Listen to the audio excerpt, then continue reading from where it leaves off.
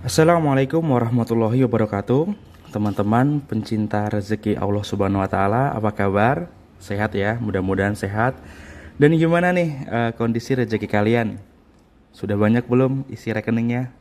Saya doakan buat teman-teman semua yang setia nonton di channel ini, yang selalu nyimak video dari saya doakan mudah-mudahan Allah limpahkan rezeki buat kalian semua, yang banyak melimpah ruah, berkah, dan saya doakan semakin rajin ibadah kalian semua. Amin. Amin ya rabbal alamin. Baiklah teman-teman, pada kesempatan kali ini materi yang akan kita bahas adalah manusia yang dicintai rezeki. Jika pada materi sebelumnya kita membahas tentang manusia yang dibenci rezeki, kali ini kita akan membahas tentang manusia yang dicintai rezeki. Materi ini berkaitan erat ya dengan materi sebelumnya. Jadi buat teman-teman yang belum nonton tentang manusia yang dibenci rezeki, silahkan ditonton dulu. Karena akan mempermudah penyerapan di materi selanjutnya, yaitu materi manusia yang dicintai rezeki. Gimana teman-teman? Sudah siap jadi manusia yang dicintai rezeki? Yang kemana-mana selalu diikutin rezeki, kemana-mana selalu ditempel sama rezeki. Rezeki kayaknya gampang banget datangnya. Sebenarnya teman-teman, adapun syarat untuk menjadi manusia yang dicintai rezeki ada 5 syarat. Ada 5 syarat utama yang bisa membuat teman-teman menjadi manusia yang dicintai rezeki. Yang pertama adalah syarat yang harus Anda lakukan. Pertama, yang harus dilakukan adalah taubat. Ya. Yang kedua, berhati-hati pada dosa. Yang ketiga, stay positif. Yang keempat, gemar sedekah. Dan yang kelima, bermanfaat untuk orang lain. Ya, simpelnya itu cukup 5 ini aja. Tapi yang jadi pertanyaannya, kenapa 5 hal tersebut yang bisa membuat kita dicintai rezeki, dan bagaimana cara mempraktekkan kelima hal ini? Nah, itulah yang akan kita bahas ke depannya. Jadi simak terus video ini sampai habis ya. Dan buat teman-teman yang suka ilmu-ilmu pembahasan rezeki seperti ini, saya mengajak mari dukung channel ini dengan cara klik like, subscribe, serta aktifkan tombol loncengnya agar Anda tidak ketinggalan kalau kita upload video terbaru selanjutnya. Setuju? Dan tanpa basa-basi lagi, mari kita mulai pembahasannya. Bismillah.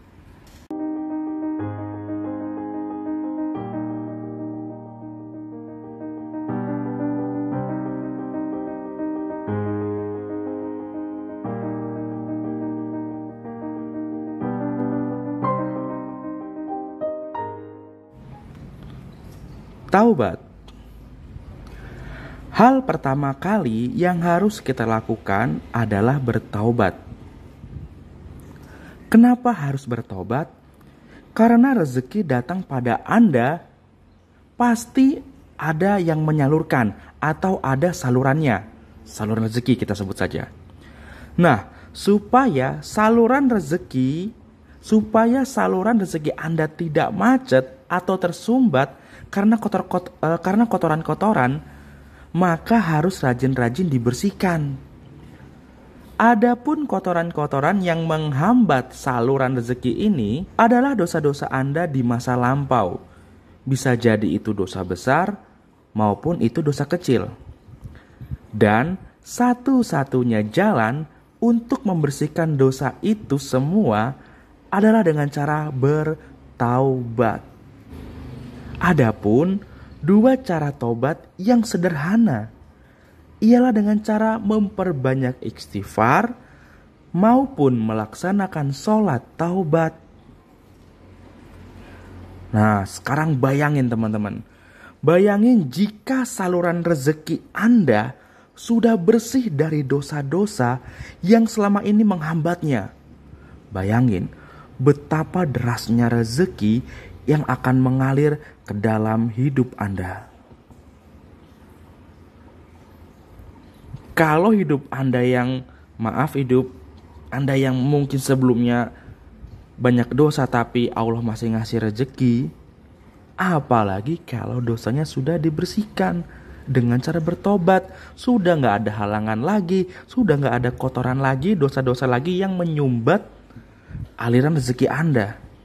Maka jangan heran kalau setelah tobat banyak orang yang rezekinya membaik, bahkan melimpah ruah. Oke? Nah, paham sampai di sini? Kalau nggak paham, silakan tulis pertanyaannya di kolom komentar ya. Kita lanjut di tahap yang kedua. Yang kedua adalah berhati-hati pada dosa kecil, apalagi dosa besar. Setelah Anda bertobat, selanjutnya Anda harus mulai belajar berhati-hati terhadap dosa. Karena jika sudah dibersihkan dengan taubat, lalu dikotorin lagi dengan dosa lagi, maka percuma. Pasti macet lagi, dan macet lagi. Adapun cara untuk berhati-hati dari dosa, ingat ya, adapun cara untuk berhati-hati dari dosa adalah dengan memulai mengendalikan diri Anda, dan yang paling utama adalah dengan mengendalikan mulut Anda. Dengan mengendalikan mulut Anda. Kenapa mulut? Karena salah satu sumber masalah adalah mulut yang kebanyakan bicara, ngegosip, nyeritain orang, dan lain-lain. Maka dari itu, kurangilah berbicara. Perbanyaklah tindakan. Berbicaralah seperlunya saja. Karena kalau semakin banyak yang kamu bicarakan, semakin banyak juga yang harus kamu pertanggungjawabkan. Ingat, semakin banyak bicara, semakin banyak yang harus kamu pertanggungjawabkan. Maksudnya dari omongan itu bisa tercipta dosa-dosa yang gak sengaja loh. Bener loh, maksudnya mungkin baik, tapi direspon sama lawan bicara kamu buruk, malah jadi nyeritain orang, jadi dosa, menghambat lagi rezeki kalian. Rezeki teman-teman bakal terhambat kalau gak berhati-hati dalam berbicara. Paham sampai di sini? Jadi yuk, buat teman-teman yang biasa menggunjing, bergosip, nah itu yuk kita kurangin, kalau bisa kita hapusin. Nah, bagaimana cara menghadapi orang yang sering mau ngajak kita ngegosip? Itu sudah pernah saya jelaskan di video tentang sedekah subuh yang part pertama, silakan ditonton. Itu saya sampaikan. Kalau nggak part pertama, part kedua silakan dicek deh. Itu pernah saya sampaikan, insya Allah udah saya sampaikan bagaimana cara menghadapi orang yang ngajak kita ngegosip, ngomongin orang lain tanpa menyakiti hati orang yang ngajak ngegosip. Insya Allah itu manjur. Bagaimana teman-teman? Ada pertanyaan di nomor kedua ini? Silakan tulis kolom komentar. Oke, kita lanjut ya. Di tahap ketiga, yaitu stay positif. Nah, ini banyak yang nggak tahu nih tentang stay positif nih. Banyak juga pertanyaan tentang stay positif di kolom-kolom komentar sebelumnya. Oke, stay positif. Hal ketiga ini adalah salah satu hal yang paling penting. Karena ini akan menjadi percepatan rezeki Anda agar cepat datangnya kepada Anda. Yang perlu Anda ketahui bahwa rezeki yang berlimpah itu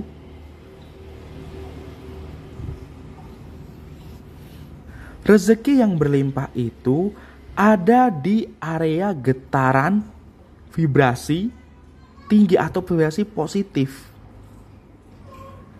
Jadi, Anda akan lebih mudah menarik rezeki yang Anda inginkan jika posisi diri Anda dalam area getaran positif juga.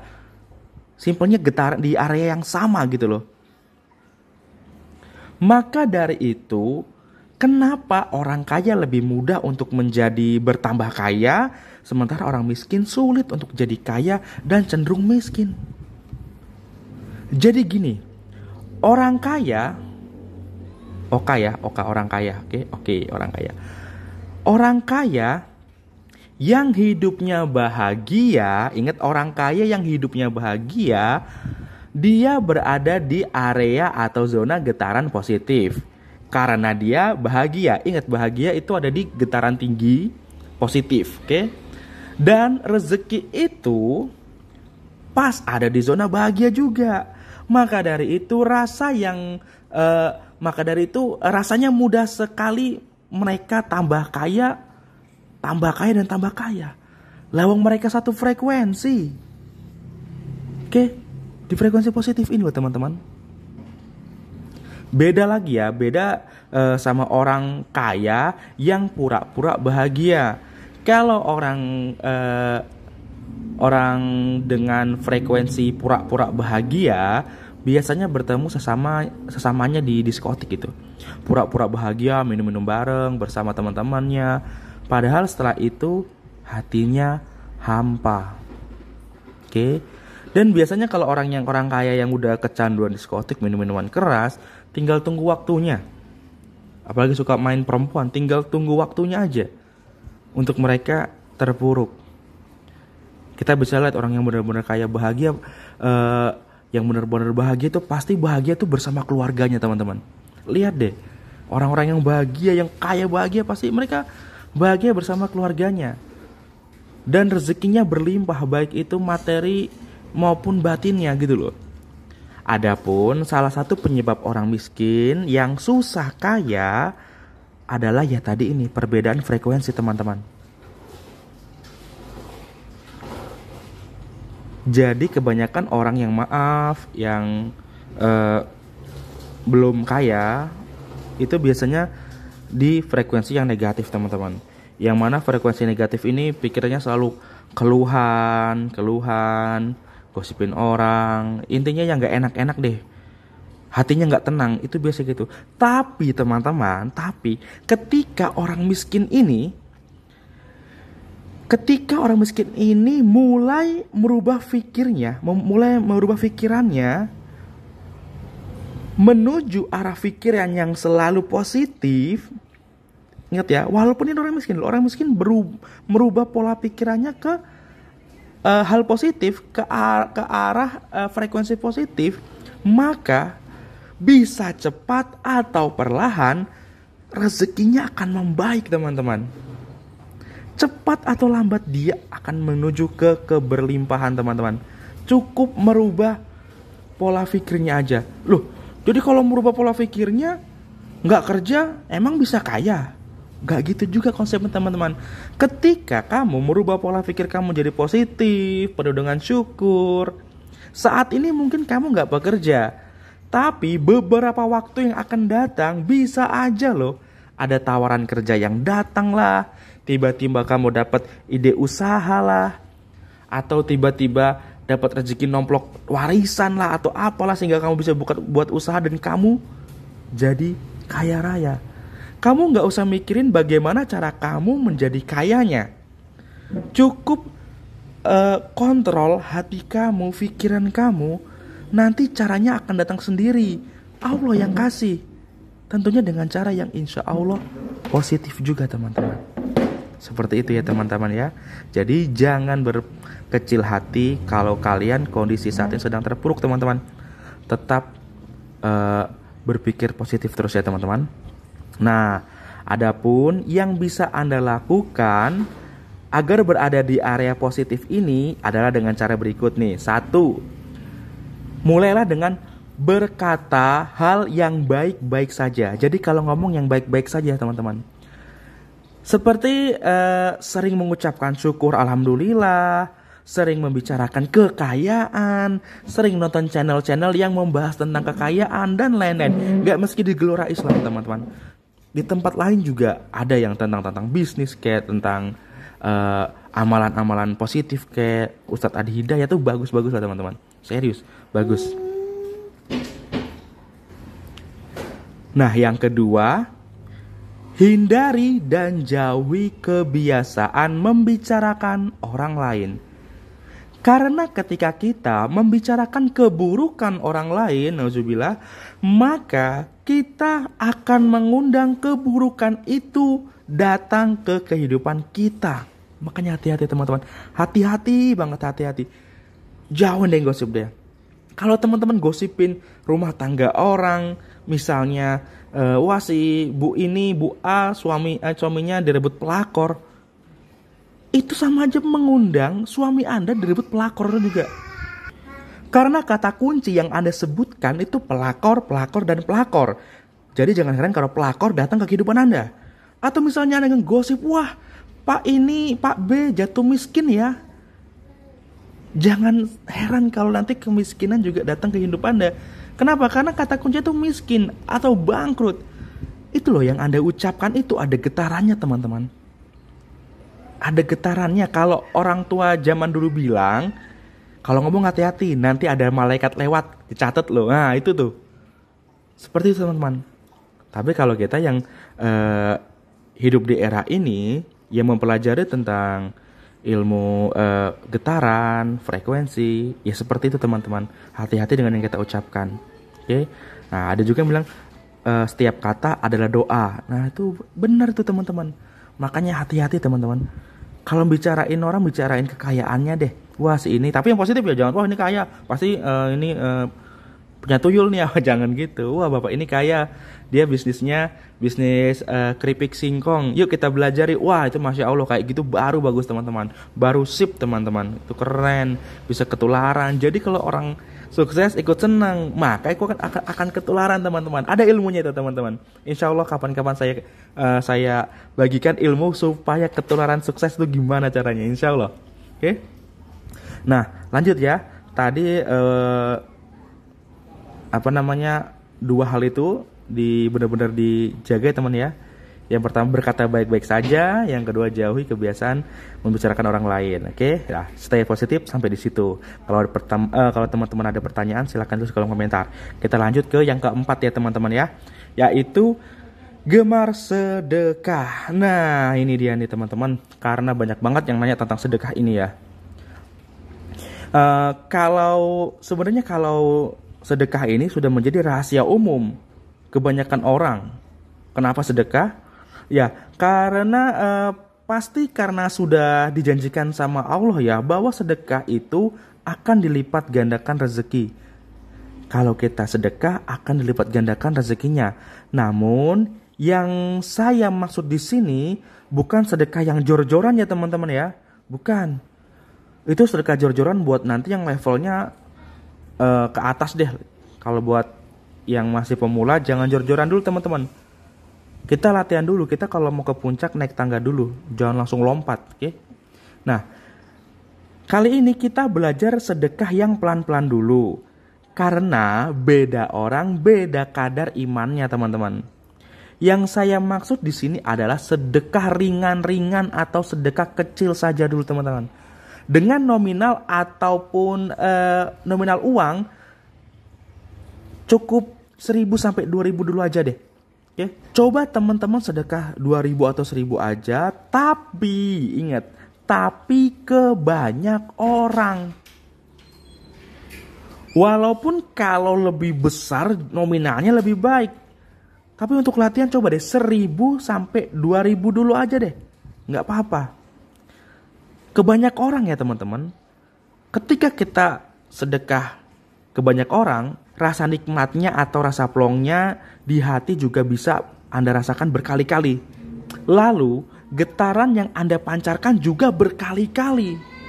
Dan insya Allah secara otomatis balasan yang Anda dapatkan juga berkali-kali teman-teman.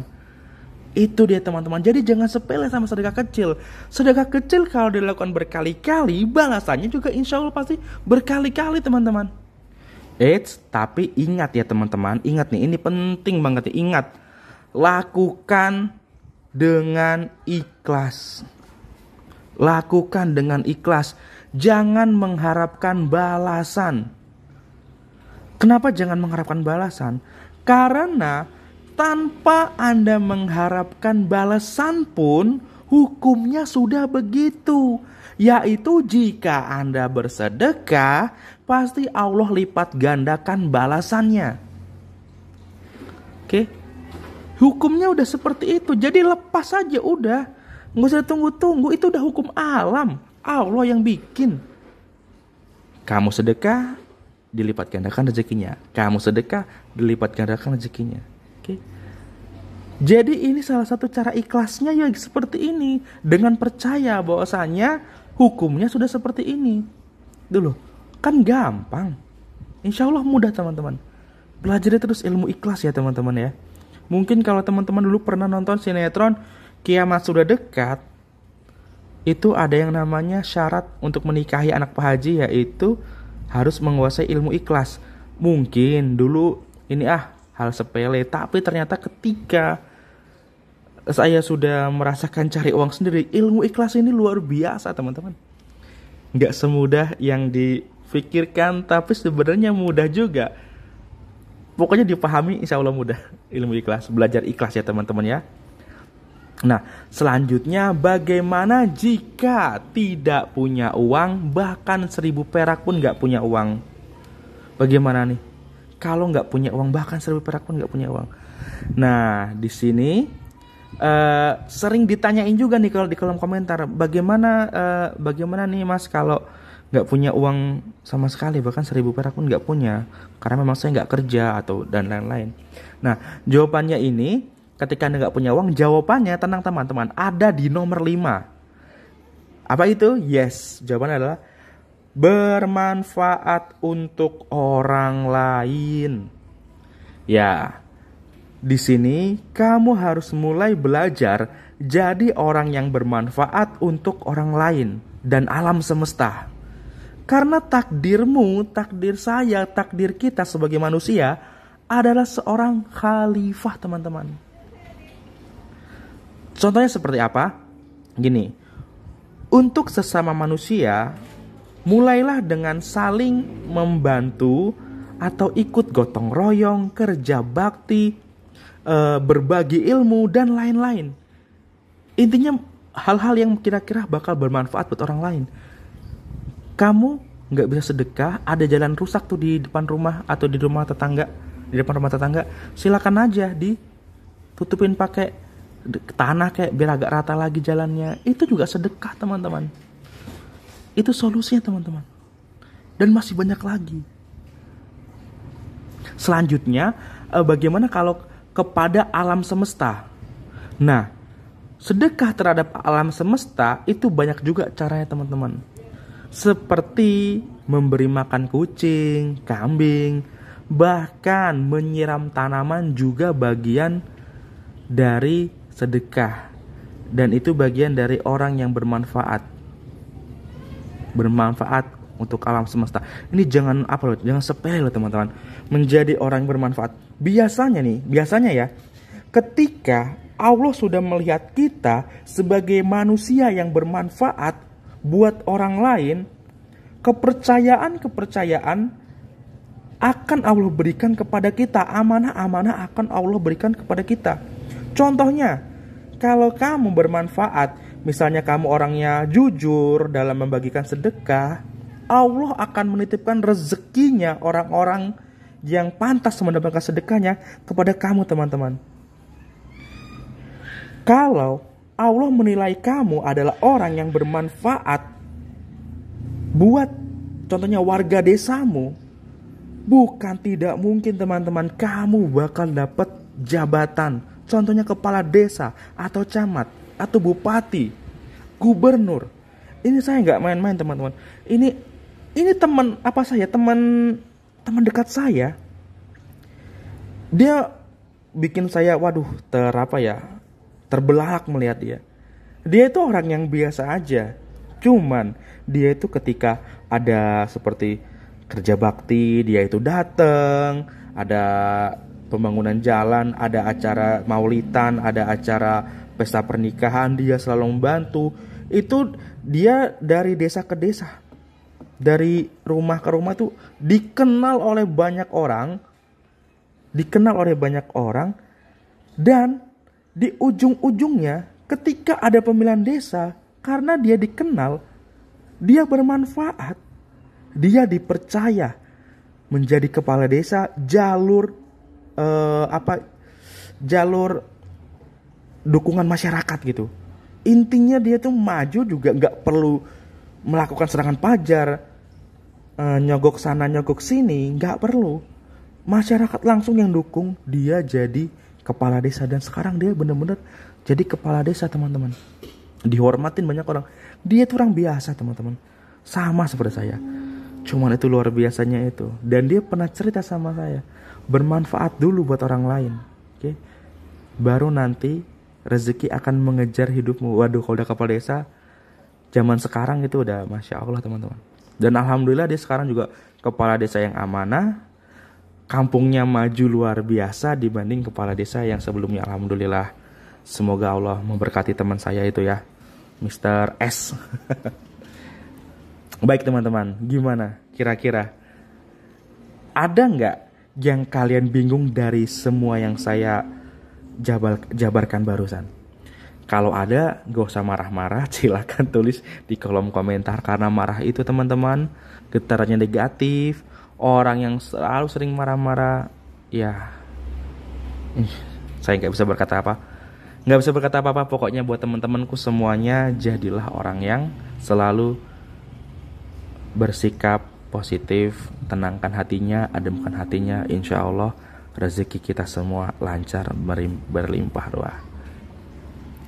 Baiklah teman-teman, terima kasih yang sudah menyimak. Kayaknya sampai sini dulu aja ya video kita kali ini. Akhir kata saya ucapkan Assalamualaikum warahmatullahi wabarakatuh. Semoga bermanfaat.